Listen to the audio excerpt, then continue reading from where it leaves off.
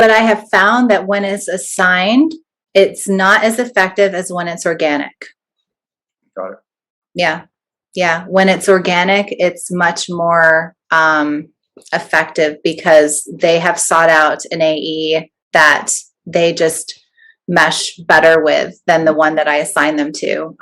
So for whatever reason, it's worked better when I say, go reach out to all of the AEs and introduce yourself. And then whichever conversation you seem to remember the most, or whichever one you seem to align with the most, I want you to, continue that, cadence and work with them. But you're going to always have a dedicated AE you're going to work with, but I want you to partner with them more and pick their brain and create a buddy system. Yeah.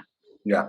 And sometimes I've even noticed too, is like, if you are working with a technical kind of product and multiple offerings, some might be more knowledgeable and more equipped for certain areas, right? So attaching on to those for those specific conversations, I think can be super helpful as well. Sure.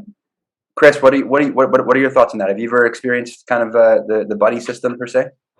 Yeah, I think this is extremely valuable, especially now that we're not all in the office together, or many of us are not. Having that go-to person who is not your manager, that you can ask really any question to is super important.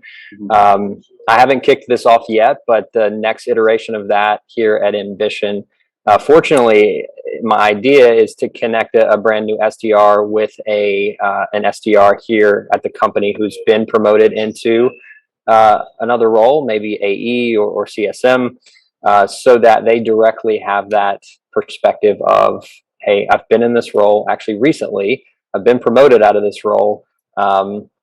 Here's what it takes to be successful. So that's kind of the next version that I'd like to implement here.